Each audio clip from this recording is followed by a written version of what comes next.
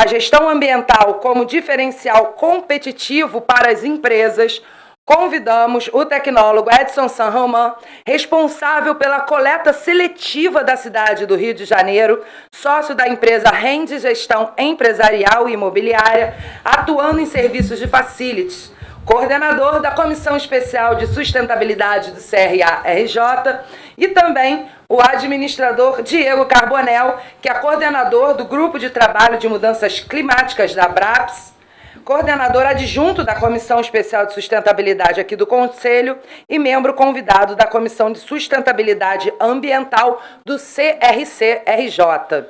Analista ESG na DOC, onde é responsável por projetos e iniciativas relacionadas aos pilares ambiental e de governança.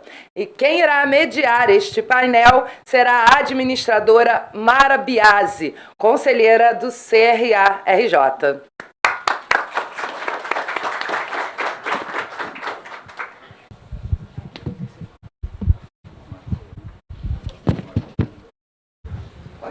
Bom dia a todos e todas. É um grande prazer estar aqui por vários motivos. Primeiro, porque nós estamos prestigiando a nossa profissão. Hoje é o nosso dia, o dia do administrador, o dia da administração. E nós que estamos aqui temos muito orgulho do trabalho que fazemos e temos essa missão de levantar a bandeira da administração. Quem é que trabalha em administração e que não consegue resultados? Se não conseguir resultados, não trabalha em administração. Administrar é chegar aos resultados. Então, é uma grande satisfação para nós comemorar esse dia especial. Sejam muito bem-vindos a essa casa, sejam muito bem-vindos ao ENCAD. E eu queria, já que vocês já têm todas as informações sobre o nosso tema de hoje, falar da importância do nosso processo de transformação e de inovação na profissão. Veja bem, o tema de hoje é inovador. O tema de hoje é aquele que vai construir, vai solidificar a estrada que a administração tem que seguir para se conseguir os resultados desejados, desde o planeta até a nós individualmente, passando por organizações e famílias.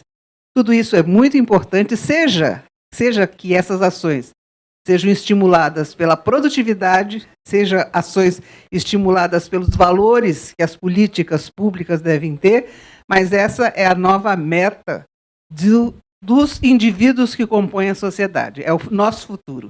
E o CRA estava bem sintonizado com isso e colocou isso como tema central. Então, sem mais palavras ao vento, mas que eu espero que um vento que refresque a cabeça de todos, vamos passar, então, para a nossa fala, com os nossos convidados que já foram apresentados. Quem é que vai falar primeiro? Eu vou falar primeiro. Tá. Conselheira, só... Até para ajudar o pessoal, a senhora puder passar para cá, que aí fica melhor para todo mundo ver, eu faço daqui, não tem problema não. Um bom dia a todos, mais uma vez, agradecer o convite de estar aqui, falar sobre esse tema tão atual, falar do Edson, né, coordenador da Comissão de Sustentabilidade do CRA-RJ. Conselheiro, obrigado. E acho que a gente vai começar muito bem, falando sobre ESG nesse dia, falando da parte ambiental, né, a gente vai falar um pouco da gestão ambiental nas empresas, como isso pode ser importante, um diferencial na nossa atuação como profissional de administração. Vou pegar aqui para passar. E aí, só para poder a gente fazer alguns acordos aqui, né, do que vamos ver aqui hoje, a gente tentou dividir isso numa trilha bem simples, no sentido de conseguir seguir um passo a passo, né, de como a gente pode falar de gestão ambiental.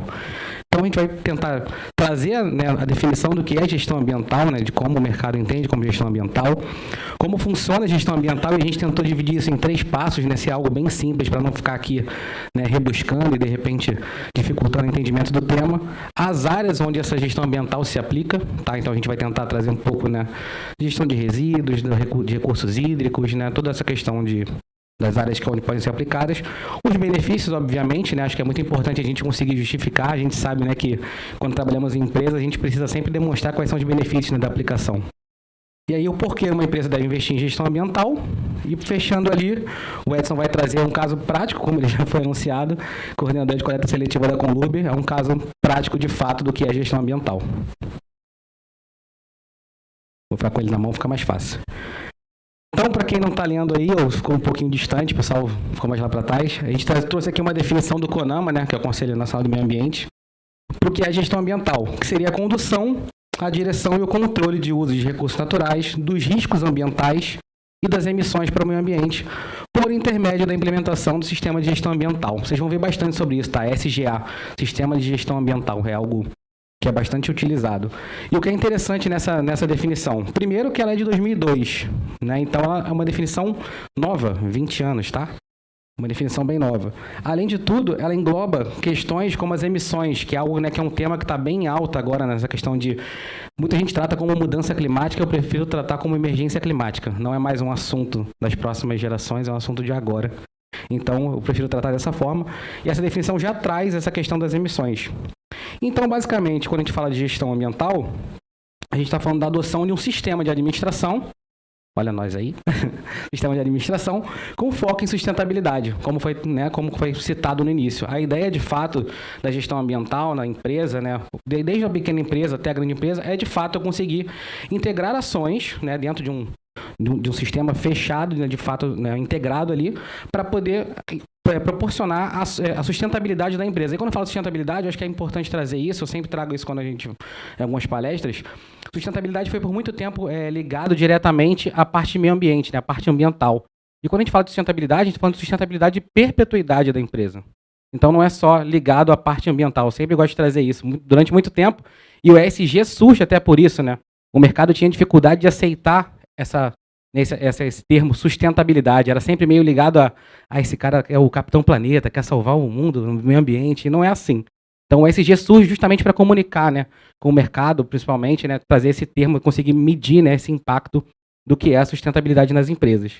Então, através de métodos e práticas voltadas para a redução desse impacto ambiental das atividades humanas, que hoje, né, é de fato o que a gente tem aí de mais agressivo ao meio ambiente, a parte ambiental. Edson, quer comentar alguma coisa dessa parte? Não, acho que a gente pode falar da questão, quando a gente toca do ESG, o social está muito ligado ao ambiental, né? Basicamente, em áreas urbanas, a gente vai, e eu vou falar um pouquinho depois mais à frente, a gente vai olhar, não estou falando de área industrial, nem área de produção agrícola, mas dentro da área urbana está muito ligado ao resíduo. E esse resíduo está ligado totalmente ao social. E a gente consegue ver isso de uma forma mais clara quando a gente estuda o caminho do resíduo, né, o que ele pode proporcionar. Eu fiz uma pesquisa com alguns síndicos de condomínio, e só para vocês terem ideia, na pesquisa eu perguntava se eles sabiam qual era o dia que passava a coleta seletiva na rua deles. O que vocês acham? 95% não sabia o dia que passava. Talvez nem sabiam que existia coleta seletiva, né? Não, sabe, mas fala assim, não, mas a Conlurb passa lá e junta todo o lixo e leva tudo embora. Outras coisas que me saltaram os olhos. Eu não entrego meu resíduo para a Conlurb porque eu não concordo com queima de resíduo. Eu não sei quem, em algum momento, falou que a gente queima resíduo. E aí depois uma terceira pergunta. Você sabe para onde vai o resíduo que a gente faz coleta na cidade do Rio de Janeiro? Também 90 e tantos % não sabiam. Atendendo a Política Nacional de Resíduos Sólidos, a gente entrega todo esse resíduo que é coletado na cidade em cooperativas. E aí entra o social. Porque isso é geração de renda direto, né, para eles, e geração de renda e imposto, tá? Porque quando essas cooperativas vendem seus resíduos para a indústria, eles pagam imposto. Não dá spoiler, tá? Não, que você vai trazer isso no final. Você está trazendo spoiler. Mas tudo bem, mas dei um spoiler no final, tá? Mas é isso. Acho que é uma parte prática bastante interessante. Mas aqui passando, né? Então, basicamente isso, eu trouxe isso aqui, né? Que o principal objetivo da gestão ambiental é, de fato, né, cumprir com as legislações, com a parte ambiental, mas atender também a expectativa, né, do que a gente chama aí de stakeholders, né? Palavra bem famosa, e principalmente consumidores. Eu vou trazer um pouco na frente sobre essa questão dos consumidores, mas eu acho importante citar esse aspecto quando a gente fala de partes interessadas, né? O consumidor seja talvez hoje o maior impulsionador, tá? Quando a gente fala de práticas ambientais nas empresas. Hoje, claro, a gente sabe que investidores cobram isso, né? O presidente trouxe um dado sobre a questão dos investimentos, mas o consumidor é de fato hoje o principal impulsionador. É ele que movimenta, é ele que faz o mercado se adequar. Eu estava até comentando com o Edson, né? A gente fez uma pesquisa quando eu fiz uma palestra em São Paulo. E a gente foi pesquisar principalmente o mercado de cosmético e moda, que é um mercado que foi durante muitos anos um pouco mais agressivo ao meio ambiente quando a gente fala, né, de questão de considerações ambientais. E aí, curioso é que o público consumidor desse mercado, principalmente de cosméticos, 54%, ou seja, mais da metade hoje, já não compra produtos que não estejam aliados a práticas ambientais. Então, 56% hoje desse público pensa em produtos com embalagens recicláveis e 49%, ou seja, quase 50%, não compram produtos que a gente chama, né, são produtos cruelty-free, né, que não são testados em animais. Então, quando que a gente pensava, talvez 5, 10 anos atrás, que isso fosse um fator decisivo na hora da compra lá? Quando a gente pensaria que, né, o consumidor teria essa consciência de olhar ali, não, peraí, esse produto não tem uma certificação, não sei, né, não conheço essa empresa, então não vou seguir. Então, achei interessante a gente trazer nessa leitura do consumidor. Posso também Deve? aproveitar um ponto Só não aí? pode dar spoiler de novo. Eu fiz uma brincadeira numa palestra que eu fiz para o pessoal da Europa, que tem dialogado muito com a gente com alguns investimentos da Alemanha e tudo mais na cidade do Rio. E aí eu fiz uma brincadeira com o pessoal, eu vou fazer com vocês agora também. Quem aqui come batata frita? Levanta a mão. Essa é muito boa. Né? Legal, né? Quem aqui deixaria de comer batata frita se eu falar para vocês que aquele saquinho laminado não é reciclado? Ó, ninguém levantou a mão, eu também não. Eu vou comer batata frita. Os consumidores me contradizendo aí, Tá eu certo? dizendo que são mudanças. Então, mas eu faço essa brincadeira pelo seguinte: a gente tem que ir um pouquinho além, e as empresas e todos nós, a gente se coloca nesse lugar aqui, ó. Sabe por quê? Aqui o Diego está falando empresarialmente. Mas como sociedade, se a gente não pressionar a indústria, não vai mudar. Vocês sabiam que parte do resíduo que a gente manda para a cooperativa vira rejeito? E muita gente acha que o rejeito é o orgânico. Não, rejeito plástico. Quem aqui sabia que aquele plásticozinho que vem no ovo em cima não é reciclado? Quem sabia que muitas das bolachas que a gente come, aquele plástico que faz barulho... Bolacha não, Edson, você é carioca, não, biscoito. Mas vamos que a gente está falando para administrador no Brasil inteiro. Biscoito. Então, aquele plástico que faz barulhinho, ele não é reciclado. Então, vejam, a indústria acaba gerando um trabalho a mais, e a gente está falando de um tema de administração que é a própria questão da produtividade, quando o catador tem que separar cada tipo de plástico, e parte desse plástico não é aproveitado. Então, cada um de nós começa a fazer o exercício de segregar, e depois, quando chega na cooperativa, isso vira rejeito. Isso vai sair para onde? Aterro sanitário. Então, nós temos que pressionar a indústria. Existem algumas indústrias, eu tenho assistido, lógico, pela minha atuação, várias palestras de algumas indústrias, participação de algumas indústrias, que já têm, na sua concepção de novas embalagens, a questão da mudança da embalagem para realmente usar plástico que seja reciclado. Minimamente isso facilita muito a nossa vida. Mas tem uma cadeia muito grande que as próprias empresas podem pressionar para que a gente consiga ter, de fato, um meio ambiente melhor. E não esquecendo nunca, se o meio ambiente é melhor, vai chegar na cooperativa, renda. Tá? É interessante, né, também essa questão do impulsionamento, né, da gente no mercado, e o quanto é relevante também o mercado dar acessibilidade para o consumo desses produtos, né? Hoje a gente sabe que se a gente for no mercado e tentar buscar um produto mais alinhado a essa parte ambiental, né, tudo mais, ele é infinitamente mais caro. Acho que tem um exemplo aqui nos transporte corporativo, quem quiser puxar aí, ó, transportes aí, dá uma olhadinha, tem uma possibilidade de você compensar suas emissões na sua viagem. Vê a diferença do valor para o normal. Então não é só ter a solução, mas é proporcionar que essa solução seja acessível. Aqui a gente trouxe 3 passos, tá? E aí para quem, né, pra gente aqui, né, profissional de administração, se você fizer uma leiturinha rápida aqui, vai conhecer qual é esse movimento aqui, né, de planejamento, etc. Isso aí é bem comum e aí não muda muito, tá? O que vai mudar mesmo é a aplicação. Então a primeira etapa seria, de fato, mapear as atividades, né? A gente vai fazer um mapeamento, vai entender quais são as atividades da empresa, e nesse ponto aqui eu gosto de citar uma coisa interessante, tá? Existe, né, o Bacen usa bastante, tá? Eu sou da empresa de mercado financeiro, ele usa bastante essa questão de proporcionalidade e relevância. A gente tem, né, muito essa questão de vou iniciar um mapeamento e quer mapear tudo. Entende, de fato, o que é relevante para a sua empresa. Entende o que é, pensando no seu negócio, o que é proporcional em termos de impacto. Então não adianta você ficar indo em cada minúcia ali. Começa pelo que de fato seria mais crítico, como, né, os processos com impacto ambiental, com maior impacto ambiental, e vai em cima desse processo, né? Não precisa você ficar indo no pormenor. O Bacen traz muito isso de proporcionalidade e relevância, né, quando a gente fala ali de mapeamento de risco socioambiental, e é importante, né, a gente ter essa leitura de, se você tenta ir ali muito na minúcia, você acaba se perdendo e não consegue seguir esse mapeamento de verdade. A segunda etapa seria, né, elaborar um monitoramento, um plano de ação. Ninguém conhece isso, né? Monitoramento, plano de ação. Então tá bom. E a terceira etapa é estabelecer as metas integradas. E eu acho importante isso, tá, gente? Já existem conselhos de administração de grandes empresas que alinham, né, esse, né, digamos assim, esse lucro final, né, esse dividendo assim, né, da empresa a metas ESG. Tá? Hoje já existe isso. Então, se não é cumprida, de repente, uma meta de diversidade e inclusão, uma meta ambiental, uma meta de governança, né, de transparência, hoje já tem muito conselho que não, né, não chega ali, né, a sua máxima quando a gente pensa nesse aspecto. Então, seriam essas 3 etapas básicas aqui, tá? Mapeamento, o monitoramento com plano de ação e, claro, né, conseguir integrar isso às metas da empresa para você poder dar, né, tangibilidade a tudo isso, né? Aqui eu vou trazer para a área do S, ele vai falar para caramba. As áreas onde se aplica a gestão ambiental. A gente trouxe aqui 4 exemplos. A primeira área de recursos hídricos, redução do consumo de água. A gente pode ir desde a prática mais simples, né, como os redutores, né, Edson? A galera de Facility conhece bem.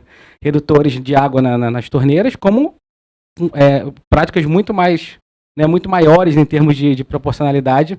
Coleta de água de chuva para reuso, tratamento e reuso de efluentes tratados, lançamento adequado e regularizado dos efluentes. Área de resíduos, o Edson vai falar bastante. A redução da geração de resíduos sólidos, segregação na fonte da geração, né, Edson? Importante. Aquisição de produtos de empresas regularizados ambientalmente, enfim. Uma série de questões. Você quer falar sobre isso aqui, Edson, sobre essa parte de resíduos? Fica à vontade. Assim, a gente sabe, né, e como administrador, quando a gente está dentro das empresas fazendo esse trabalho, e eu já fiz, né, eu trabalhei na Shell, na Vale, na Rio 2016, fui para a Rússia ver os Jogos de Inverno para ver o que acontecia lá. Rússia nunca foi um modelo da questão ambiental e de resíduo, mas em Sochi, quando eu fui lá, fizeram um esforço grande para poder pelo menos ter o resíduo, não resíduo no chão, tá, gente? Aliás, vou fazer um ponto aqui, estou eu conversando com o pessoal do BID, e eu explicando para eles em inglês ali, meu inglês não é lá tão top assim, mas estou lá tentando explicar para eles como é que era a questão do lixo zero nosso aqui. Aí uma gerente de sustentabilidade falou para mim, Edson, cuidado só, explica exatamente o que é o lixo zero, porque o lixo zero para eles está ligado à redução de geração. Lixo zero para a gente, aí que vergonha, né? É lixo zero no chão, na rua. É lixo 100% na lixeira, no contenedor. Mas o que a gente vê da redução de geração passa muito por embalagem, consciência nossa em casa, né? Eu em casa, eu tenho o privilégio de morar num lugar que eu posso ter galinha, tudo mais, como se fosse um mini sítio, né? E é aqui dentro da cidade. Mas orgânico, por exemplo, vai para as galinhas, né? O que basicamente sai da minha casa, eu tenho contenedores em casa, né? Eu fiz aquisição de contenedores já há muito tempo. Então a gente tira a cada 2 semanas um contenedor de 240 litros. Se cada um de nós começar a medir isso, a gente toma um susto, a gente fala, caramba, é muito reciclado. Mas pelo menos a gente está segregando e enviando ele para lá, né? O que a gente tem aqui mais aqui? Segregação na fonte, aí cabe a cada um de nós, né? E a gente tem uma grande corte aí, né? Tem o lixo domiciliar, e aí eu quero falar um pouquinho de resíduo aqui. Quando a gente vai fazer uma análise de resíduo, a gente tem o resíduo de construção civil, tá certo? Esse é um tipo de resíduo, ele está fora do que a gente faz, a não ser que a gente faça uma obra em casa, mas aí você tem que contratar caçamba, tudo mais e tal. Não contrate aquele cara que leva e joga o resíduo na esquina, pelo amor de Deus. A gente tem o resíduo hospitalar, está separado também. Tem o resíduo industrial, tá certo? Então tudo isso está fora. E aí, resíduo domiciliar. Todos nós geramos o resíduo domiciliar. Então é desse daí que a gente tem que olhar o quanto a gente tem de percentual hoje, né, que a gente está segregando para poder mandar para cooperativa e não para aterro sanitário. Regularização e reciclagem de resíduos sólidos. Quando está falando de empresa, a empresa, né, por lei, tem que contratar, é grande gerador, tem que contratar uma empresa para destinar o resíduo. Além disso, tem gente que simplesmente contrata a empresa para destinar o resíduo. Para onde? Aterro sanitário. Não, a obrigação não é essa. A obrigação é das empresas fazerem a segregação do reciclado e não reciclado. Isso eu tenho, junto com uma área dentro da Conlurb, começando a atuar dentro do grande gerador, com multa, inclusive. Então, a gente está começando a fazer esse trabalho. Começando, sempre existiu, mas a gente vai intensificar muito esse trabalho agora dentro do novo plano de coleta seletiva. Se eu não tenho, infelizmente, vários estudos mostram que o lugar mais sensível, bolso. Então, eu gosto muito de ir na educação, né? Eu sou coordenador de MBA e tal, eu sempre olho o foco na educação. Mas o feedback que eu sempre tenho é, se não for a multa, não vai funcionar, infelizmente. Tá? Mas é mais um item para a gente poder ver. E devolução dos resíduos garantidos pela logística reversa.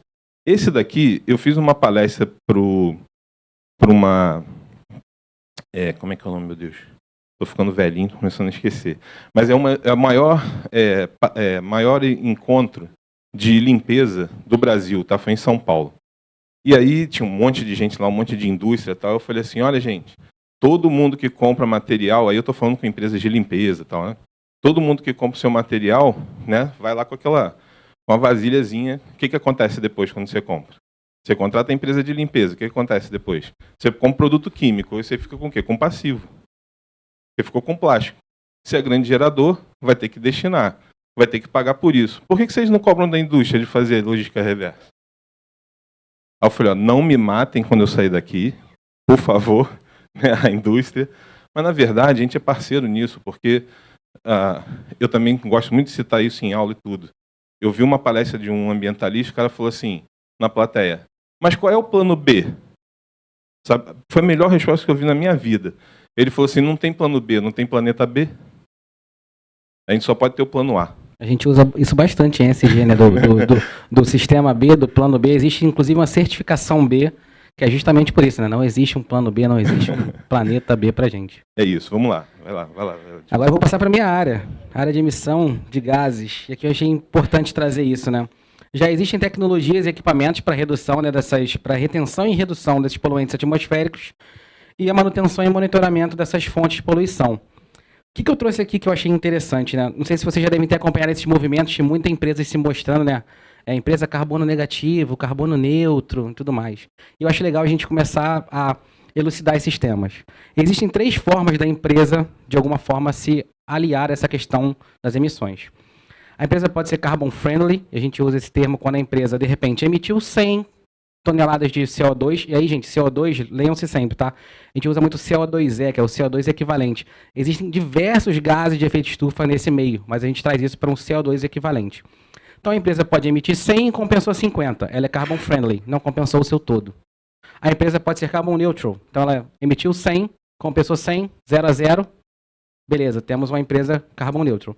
E a empresa pode ser carbon negative, ou seja, ela compensar mais do que ela conseguiu emitir. Então, se a empresa, de repente, emitiu 100, compensou 200, ela é uma empresa carbon negative. O que é interessante para a gente conseguir entender qual o grau de comprometimento das empresas, né, com essa questão das emissões. E talvez, gente, do tema ambiental em ESG nas empresas, esse aí é top 1 total, tá? As empresas iniciam sempre pelo inventário de emissões, entendendo um pouco mais. Só que a gente tem um outro desafio que é, empresas crescem, né? O principal objetivo da empresa é crescer, a lucratividade, é ter mais pessoas trabalhando. E qual é o desafio? Essas empresas vão emitindo cada vez mais. Já existe uma iniciativa chamada Net Zero, que é a empresa, quando de fato ela consegue tentar eliminar as emissões possíveis da sua produção, tá? Então, acho interessante a gente conseguir conhecer esses termos aí, eu tentei trazer um pouquinho, para poder já entender, sempre quando a gente vê assim, pô, essa empresa aqui está realmente comprometida, não está comprometida, ou está fazendo só para dar uma justificativa ao mercado, para o mercado achar, né, que ela está de fato alinhada com a parte ambiental. Então, achei interessante trazer essa parte de gases de efeito estufa. E aqui, os aspectos ambientais, muito voltado para condomínios, né, então, o uso de matérias-primas de fontes regularizadas ambientalmente, como a Edson falou, treinamento para conscientização na redução do consumo, né, a parte de consciência ambiental e o desenvolvimento da cultura de educação ambiental. E eu sempre trago isso, gente, também pelo seguinte, a gente sabe que muita empresa chega no mês do meio ambiente, vai lá, entrega a plantinha, sou aliado ao meio ambiente. Esqueçam, ESG é cultura, nos 3 pilares, ambiental, social e de governança. Nos 3 pilares, se você não tiver uma cultura de sustentabilidade, uma cultura ESG, nada vai caminhar. Não adianta pontualmente, durante um período do ano, você fazer uma superação. No mês Pride, você trazer alguém para falar sobre diversidade e inclusão.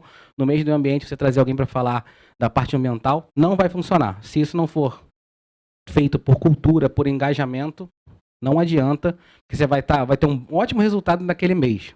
E daqui a um mês todo mundo esqueceu disso.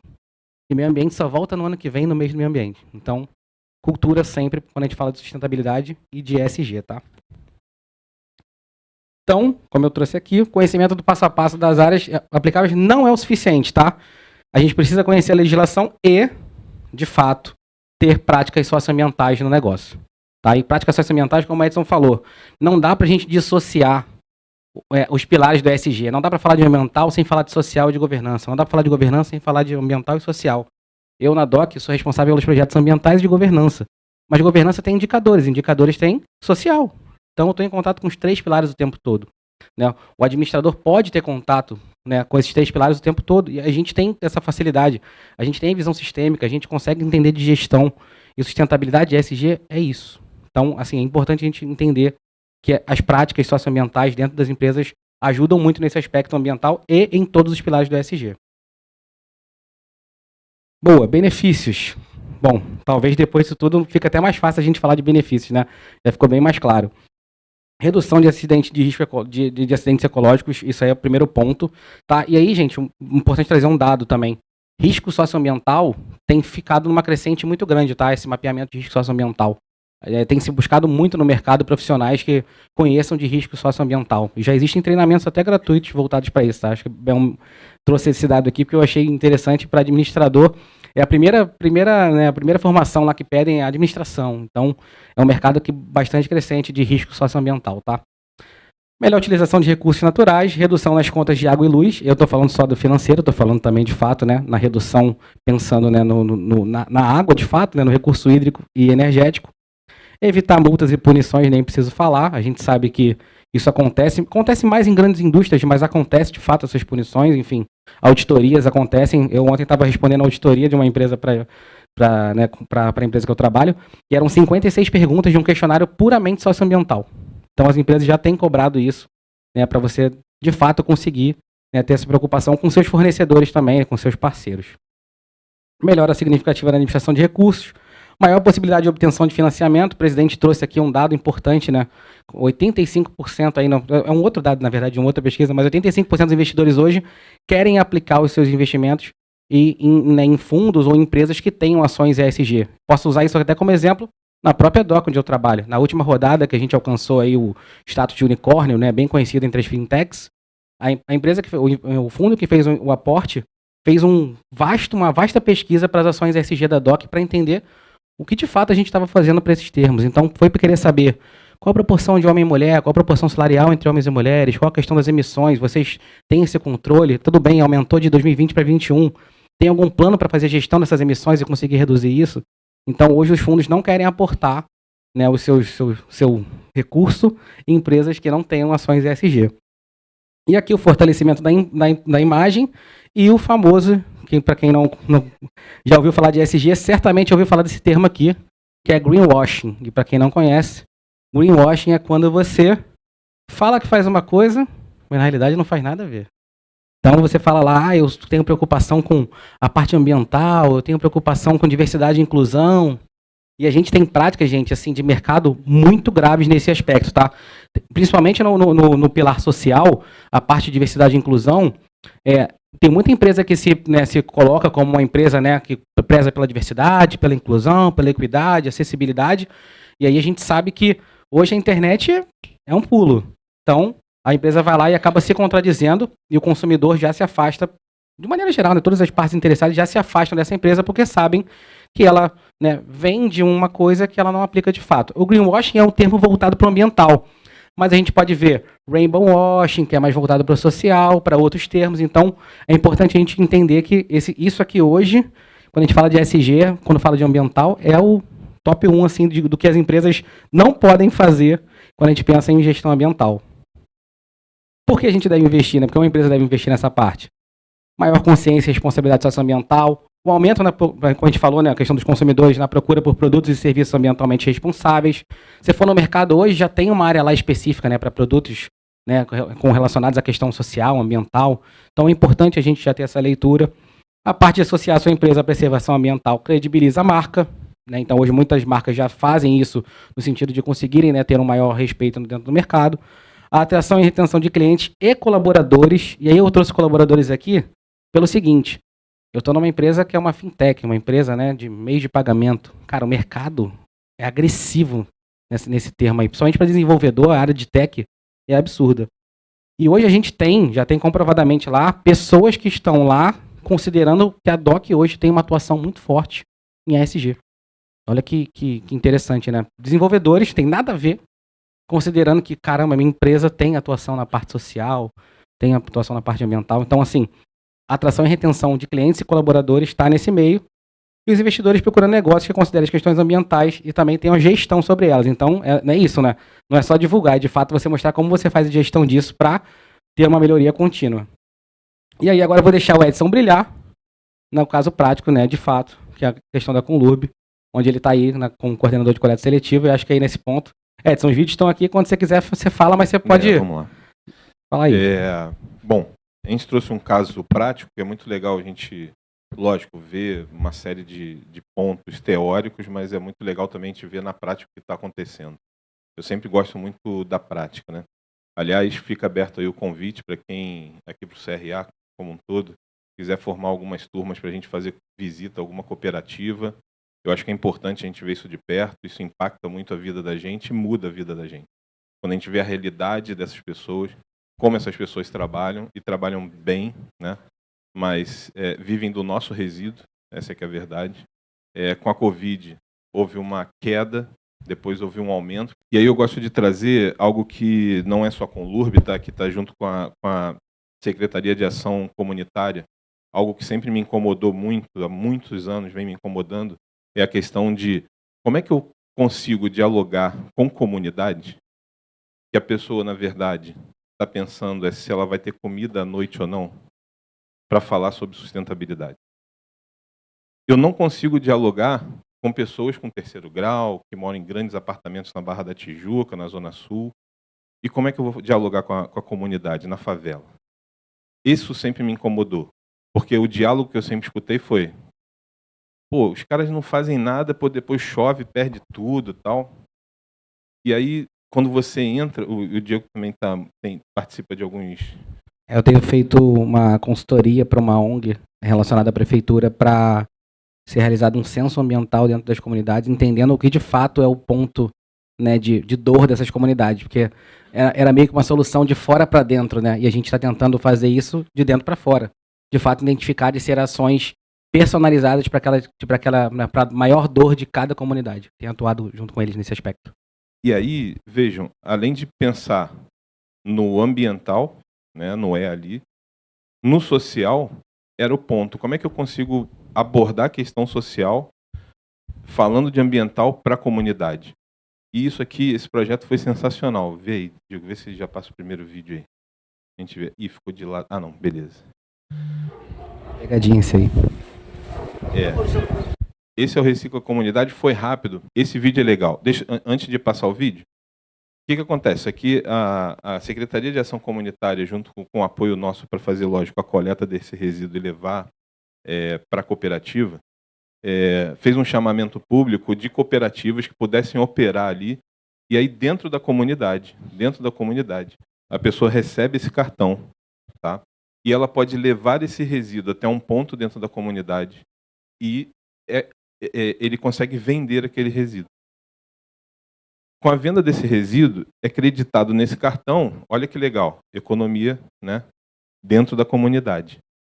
Lojas dentro da comunidade, padarias, mini-mercados usam esse sisteminha, que a pessoa foi lá e vendeu e creditou, e ela consegue gastar dentro da comunidade. Olha que interessante. Agora a gente conseguiu conectar o ambiental, social dentro da comunidade. Era o que faltava. Então, eu falo com muito orgulho, não é um projeto meu, tá?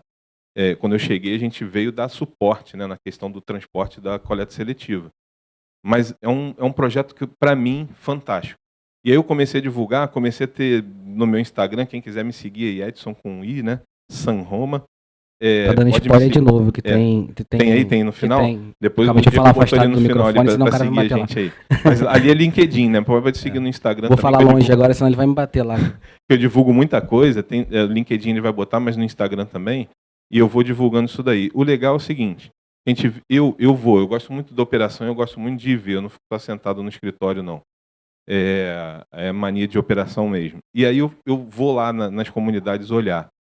E aí você vê lá chegar um pai, a mãe, as duas criancinhas com bolsas de reciclado, pesa, é creditado, o cara sai dali e vai comprar coisa dentro da própria comunidade. Esse resíduo antes estava sendo colocado numa caixa compactadora, que a Conlurb deixava, ou jogava em algum lugar, que nem a gente vê na Garagem de Jacarepaguá, às vezes que eu moro em Jacarepaguá, vivo transitando ali, um monte de resíduo jogado. Então aí a Conlurb tem que ter o trabalho de pegar lá a retro, tirar aquele resíduo todo e tal. Quando você faz isso, você conecta. Você falou, pessoal, ó, você pode pensar no reciclado sim. Inclusive gerar uma renda. Não é nada lá essas coisas, mas você pode gerar. Você pode, pelo menos, gerar por dia aí o que você gera, o que você coleta, você pode ter um retorno dentro da tua própria comunidade. Então passa aí, só para o pessoal ver. Se não serve, se recicla e de novo vai servir. Se não serve, se recicla e de novo vai servir. Se não serve, se recicla. É rapidinho, viu? Mas gera renda, gera consciência ambiental. Então estou falando social e ambiental, né? Então, para mim, fantástico isso daí. Volta aqui, esse daí, na verdade, é só para vocês terem ideia de como que o nosso caminhão chega dentro de uma cooperativa. Pode soltar? Pode soltar. Aí.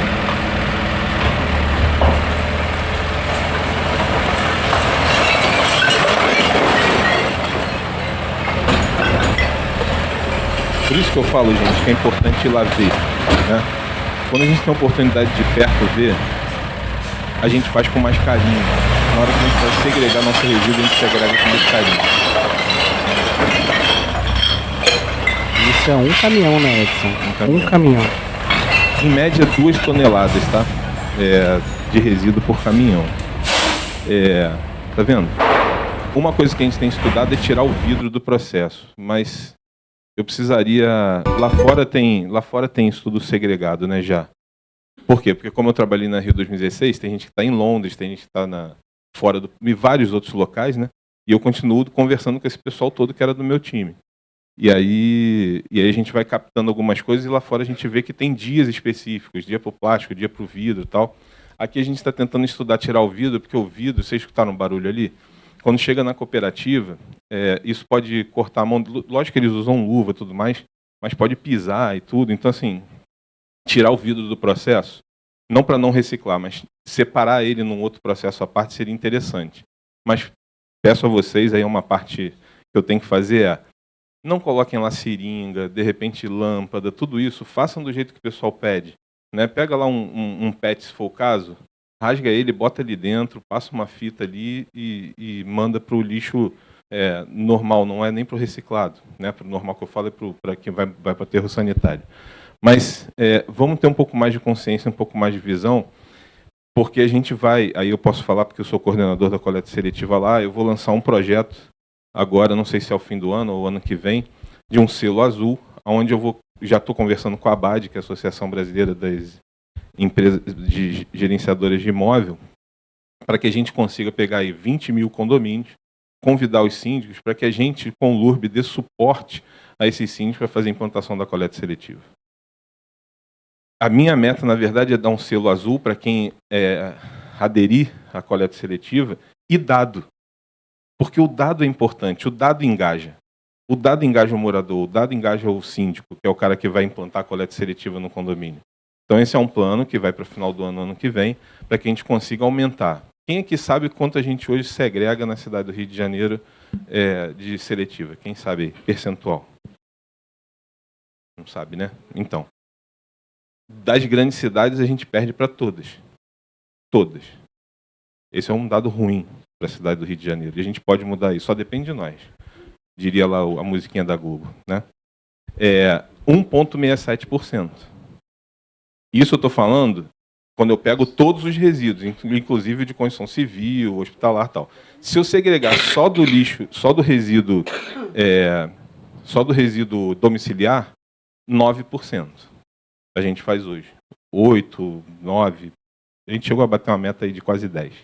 Tá? Isso no dia a dia, porque eu acompanho no dia a dia isso. Mas é muito pouco. É muito pouco. Uma das metas na Rio 2016 era 25% do resíduo. 25%. Potencial hoje, a gente tem estudo disso, a Conlub a gente consegue fazer um estudo de gravimetria e ver isso, 36% de todo o resíduo domiciliar tem potencial reciclado. Por que eu falo potencial? Pô, Edson, mas não tem muita coisa reciclada, mas lembra do plástico que não é reciclado? Então estou falando de potencial para ir realmente para voltar para a indústria, 36%. Bem, é isso. Lógico que eu falei muito mais de resíduo, mas volto a dizer, está dentro do social. E eu acho legal também ter um momento para que vocês perguntem. Não, e você falou dos 3 pilares agora, né? Você falou de resíduos, falou do social, falou de indicadores, que é a governança o tempo todo. Então falamos de ESG para fechar isso tudo. Eu coloquei aqui o QR Code para quem quiser seguir a gente no LinkedIn e vamos abrir para as perguntas. Vou tentar reorganizar aqui as cadeiras.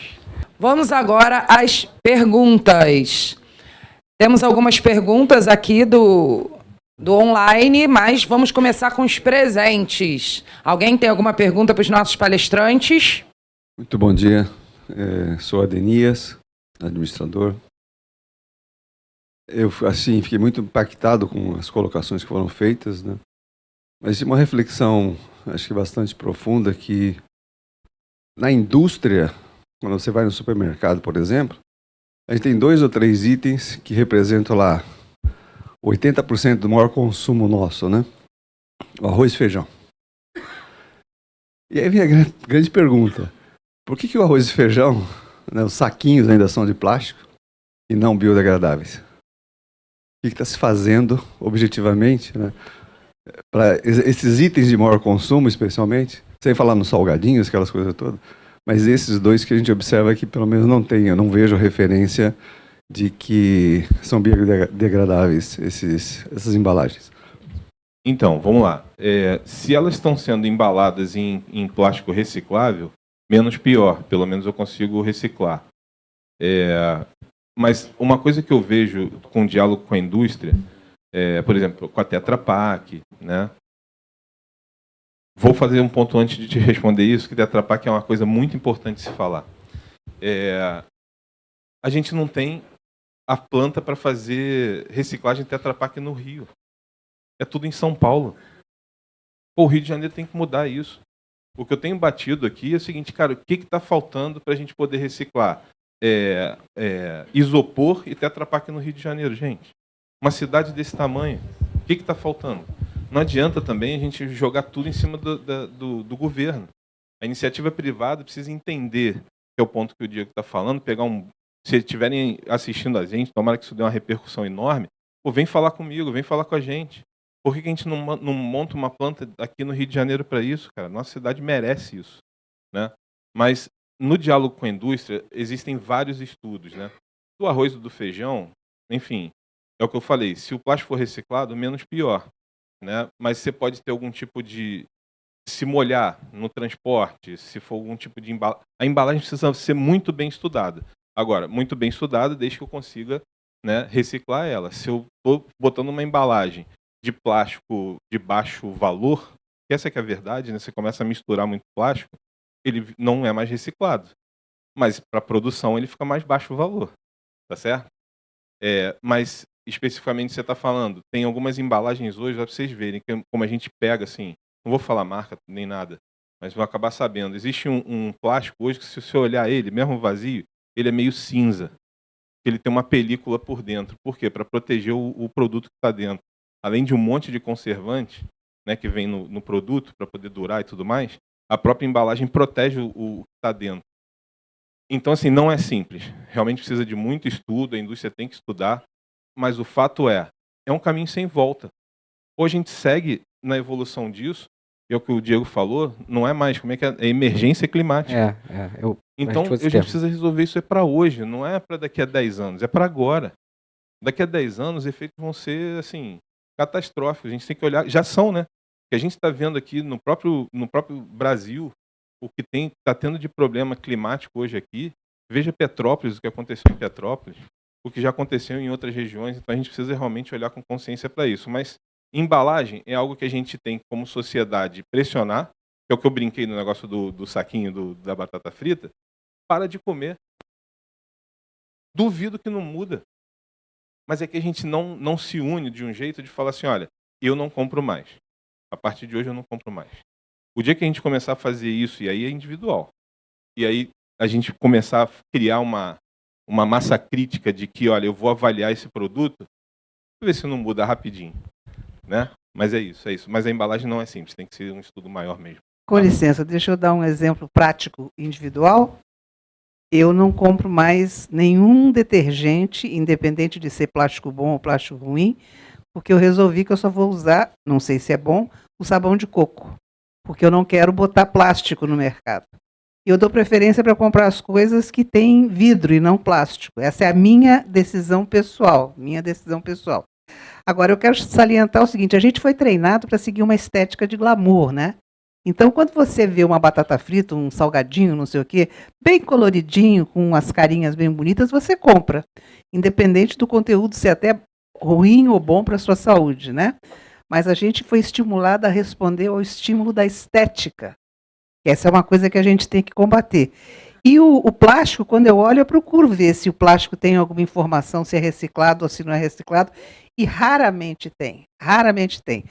Quando eu faço compra em São Paulo, que eu vou muito a São Paulo, alguns supermercados têm no carrinho de compra uma lente de aumento, que é para você pesquisar no embrulho que você está vendo se tem informações que você precisa. Aqui no Rio, eu acho que não tem isso. Eu, pelo menos, nunca vi. Mas aquilo, muitas vezes em São Paulo, eu deixo de comprar um produto e compro outro, porque eu consigo ver com a lente a informação sobre a qualidade do produto que eu estou comprando. Então, acho que a pressão individual de boicote, de não compra, é um grande passo. A indústria não coloca, inclusive, a classificação do plástico na embalagem. Isso facilitaria muito, né? Mas aí entra a questão da política pública, né? Principalmente federal, né? Porque a gente não está falando de uma empresa que está produzindo para o Rio de Janeiro, está produzindo, né, no âmbito nacional. Então, a gente precisa assim, estar engajado nisso, né? E precisa, de fato, pressionar de forma nacional, né, a indústria. A gente tem conversado com a Firjan. Né? Outro dia a Firjan fez uma palestra, a menina estava falando, lá um monte de dados, eu chamei ela no canto e falei, e o que está fazendo para mudar a embalagem? Não, a gente está pensando sim. Eu falei, então vou continuar conversando contigo, vou te perguntar toda vez que eu te encontrar. Entendeu? Então é isso. Eu não sou ecochato não, tá, gente? Não sou não. Mas também se for nesse momento que a gente está, não tem problema nenhum. Não, mas nem sou. Mas acho que é isso. A conselheira foi muito bem aqui. Acho que parte também de uma ação individual e parte também do interesse econômico também, né? Porque o Edson sabe até mais do que eu. Quando a gente fala, por exemplo, de reciclagem de alumínio, né, da latinha, a gente tem níveis a quase 100%, né, de reciclagem. Acho que esse ano bateu 98%, da latinha. A gente brinca na área de latinha não chega em cooperativa, gente. É isso aí. Não chega mais. A gente brinca falando que se tu estiver na rua, andando e jogar uma latinha assim, tem alguém que salta assim, pega a latinha no meio, no ar aí, nem chega a cair no chão. E aí, usando o valor, né? Usando o contraponto do valor, eu não sei se vocês sabem, mas per capita, o Brasil produz mais lixo eletrônico do que a China, por exemplo. E a gente só recicla 2% desse lixo. Então a gente está falando de, né, acessibilidade para reciclagem, mas de interesse econômico também. Então a gente precisa, claro, ter ações individuais, mas pressionar por políticas e, né, também as empresas a se posicionarem para a reciclagem desses itens que, né, não são tão bem quistos e tão valorosos para elas nesse sentido. Falando social e ambiental, a gente começou há 3 semanas na Conlurb, aí sim, iniciativa 100% Conlurb. Na primeira CRE, que são as escolas municipais, um plano de coleta seletiva e orgânico, de forma segregada, né, orgânico e seletiva, e está dando super certo. Na primeira semana, a gente viu que alguns diretores de escola não aderiram muito não, mas a gente fez treinamento, fez tudo. E a gente deve criar PEV. Vocês sabem o que é PEV? É ponto de entrega voluntária. A gente deve criar PEV dentro das escolas municipais. E existe uma matéria na área de educação para falar sobre questão ambiental e reciclagem e tudo mais. Mas a gente vai criar os PEVs. A gente começou com 28 escolas. Na primeira semana, sei lá, 13 aderiram. E agora, na quarta semana, batendo um mês aí, eu fiquei muito satisfeito, porque eu acompanho via WhatsApp ali, mas o caminhão está passando, está coletando quantas toneladas, eu fico de olho nisso, que é dado, é produtividade, a gente precisa olhar isso com responsabilidade em órgão público, né? Porque é o dinheiro de todos nós, então tem que olhar se o negócio está sendo produtivo ou não, tal, se tá, medir para ver se está dando resultado ou não. E aí, pô, eu tive a grata satisfação de saber que as 28 escolas aderiram e a gente conseguiu coletar nas 28 escolas. Então isso é muito legal, porque está levando para o aluno. Esse aluno de escola pública provavelmente também não é, não é aquele aluno do que o pai mora lá na Zona Sul, na Barra da Tijuca. Né? Pô, e está chegando nele. Está chegando nele. Aí se você começa a fazer, ó, o Recicla a Comunidade, está na escola, você cria o PEV lá para a criança poder levar e jogar lá no PEV, né, que é o ponto de entrega voluntária. Você começa a fazer várias coisas ao mesmo tempo, é a hora. Eu fui convidado para a Conlurb, eu estou 4 meses na Conlurb. Eu venho no mercado privado, como falei para vocês, e eu recebi um convite, porque ficou na cabeça deles, no meu trabalho na Rio 2016, de vir para a coordenação da coleta seletiva da cidade para mudar isso. Olha a encrenca que eu me meti. Mas, ó, estou falando para vocês que estão aqui com a gente aqui no CRA e para vocês aqui. Eu vou fazer de tudo para mudar isso na cidade do Rio de Janeiro. Conectem comigo e quem puder junto comigo a levantar essa bandeira, vem comigo fazer isso, que a gente vai mudar isso. Muito bom, gente. Hoje está sendo ótimo, né? Eu acho que ninguém vai sair daqui sem ter aprendido alguma coisa e sem ter internalizado. Eu acho que ninguém vai sair daqui sem ter aprendido e internalizado procedimentos do ponto de vista pessoal e do ponto de vista organizacional também. Isso é transcendental. A gente tem que mudar mesmo, fazer coisas para mudar. E a mudança, como se diz aí, está em nós. A gente só precisa agir. Eu tenho aqui 4 perguntas dos nossos assistentes que eu gostaria de passar. A primeira pergunta foi feita por Vanessa Aragão. Os maiores desafios para a economia circular estão na sociedade ou na indústria? Posso responder? Eu acho que estão nos dois, né? Cada um tem seu papel na solução. A solução não é de um, a solução é do coletivo, né? Cooperar, né? Eu acho muito legal a frase cooperativa, porque você constrói em conjunto, através de cooperação você chega num resultado. Né? Não é diferente do que a gente vê para nós administradores. Dentro de uma empresa, um bom administrador, lógico, ele pode estar ali no papel de gestão, de orientação, de coordenação ali das atividades, mas ele não faz sozinho. Essa que é a verdade. Quando eu fui para Rio 2016, eu fiquei muito no negócio de time na cabeça, sabe? Então tudo para mim é time. O meu time, esse time aqui é nota 1000, pode ver nas minhas postagens, é sempre assim. Então, a gente na Rio 2016 criou inclusive o pessoal do SWAT Team, que era o pessoal que eu botava lembra do BOP? Eu botei lá uma varredeira, duas como se fosse a varredeira como se fosse a caveira, né?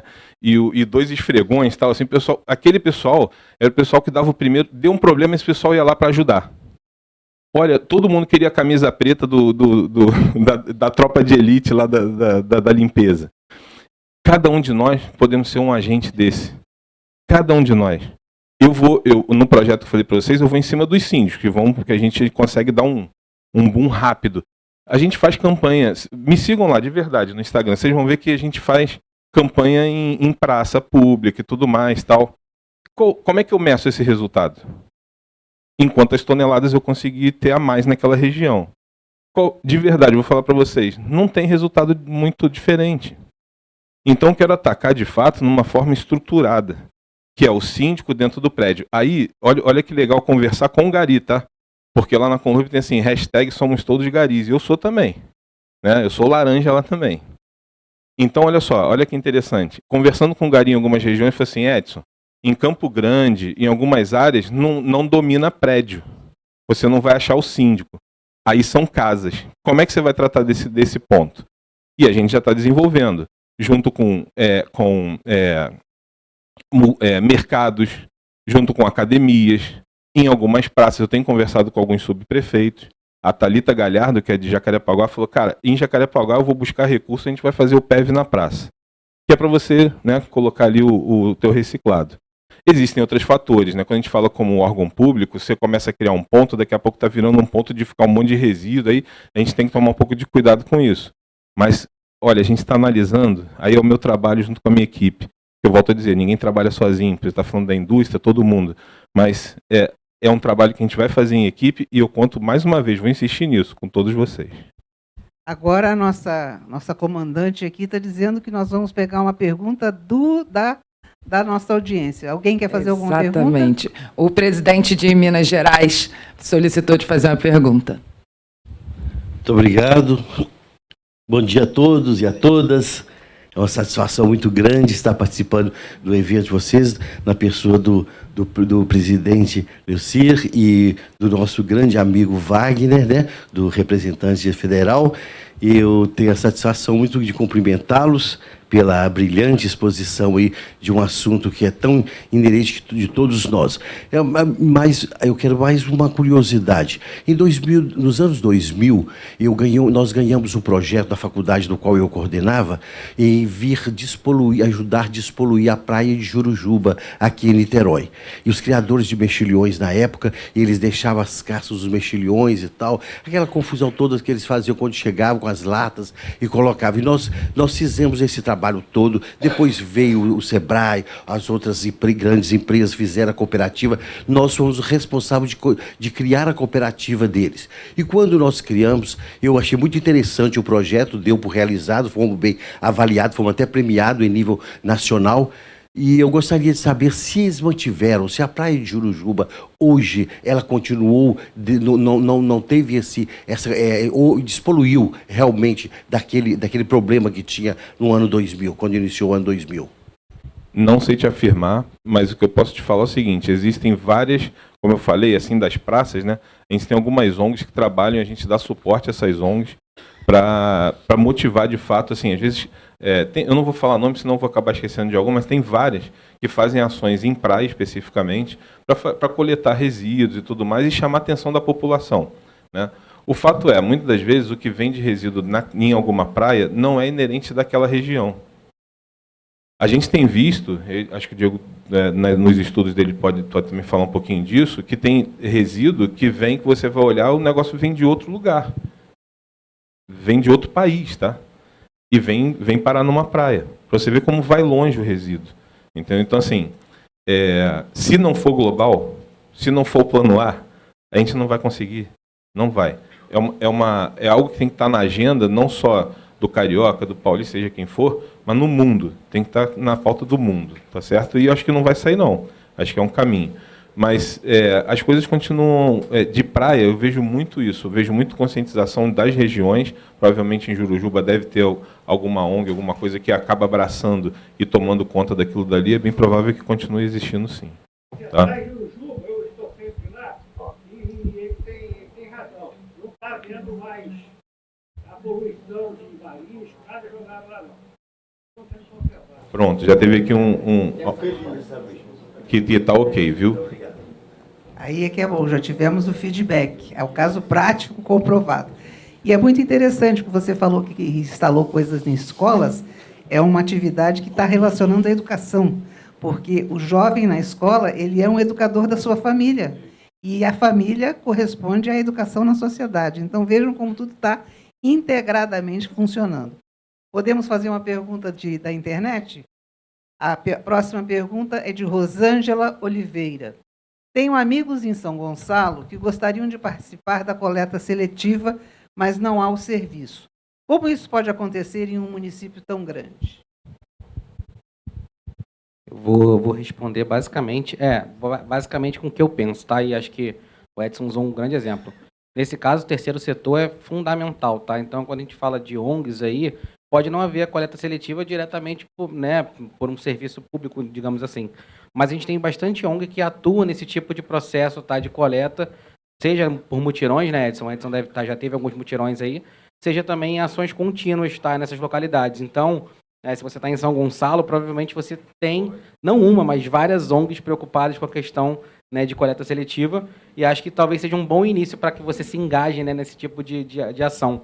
Acho que é importante a gente procurar, quando a ONG, por exemplo, a Favela em Desenvolvimento me procurou para poder fazer esse censo ambiental, foi a primeira coisa que eu falei assim, eu não quero nem saber qual é a proposta, eu vou ajudar vocês nisso, porque é fundamental a gente conseguir, né, auxiliar com o nosso conhecimento para poder isso gerar alcance. E foi uma coisa que eu sempre notei, né? Essas ações sempre vinham muito de fora para dentro, e era sempre uma ação meio personalizada, tipo, vamos fazer canteiro vamos fazer jardim com pneu, aí, tipo, para todo mundo. 30 e poucas comunidades, não sei o quê, era a mesma coisa. Tá, mas qual era a dor da comunidade ali?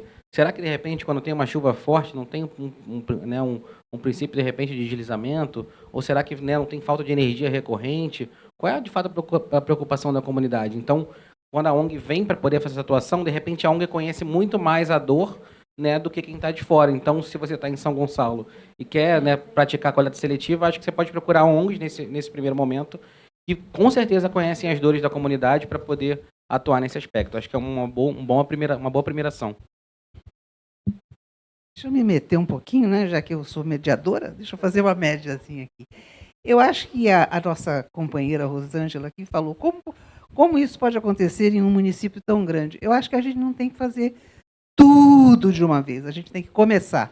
Às vezes não é criar coisas novas, mas apoiar o que já existe para que essa coisa que já existe se consolide. Então, como o nosso companheiro aqui disse, vamos procurar em São Gonçalo, através das redes, onde estão essas ONGs, e verificar se a gente precisa apoiar as ONGs,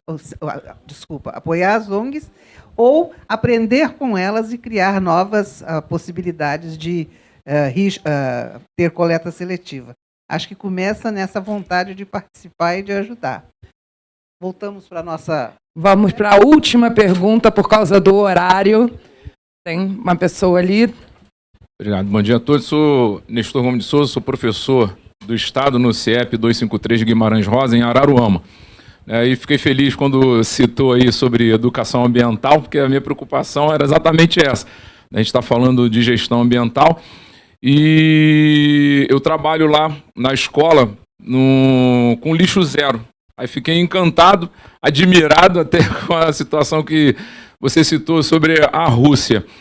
E também preocupado com essa questão quando falou, né, que tanto na classe mais baixa quanto na classe mais alta está difícil, né, o acesso a acessar e instruir essas pessoas quanto ao cuidado com o meio ambiente. Então, a pergunta é, aí você citou logo em seguida, agora há pouco, né, sobre as escolas na primeira CRE, né, fiquei feliz com isso, que é legal a gente ter isso, e lá no Estado a gente também já está com esse projeto do lixo zero, mas o quanto vamos ampliar isso, né, quanto tem também as classes mais altas, os grandes condomínios, as grandes indústrias, né, qual o investimento, ou como é que está se chegando a esse ponto, a instruir as pessoas? Será que na educação ambiental tem entrada para isso aí? Como é que se processa, está se processando isso?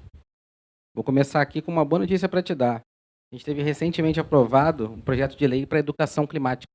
Tá? Então, acho que esse é um grande ponto, né, a nível estadual, pensando em Rio de Janeiro. Então, a gente teve recentemente aprovado, se não me engano, foi semana passada ou retrasada. Era um PL que, né, o pessoal do Climate Reality Project, que é uma ação fantástica voltada para a questão de educação ambiental, já tinha conduzido.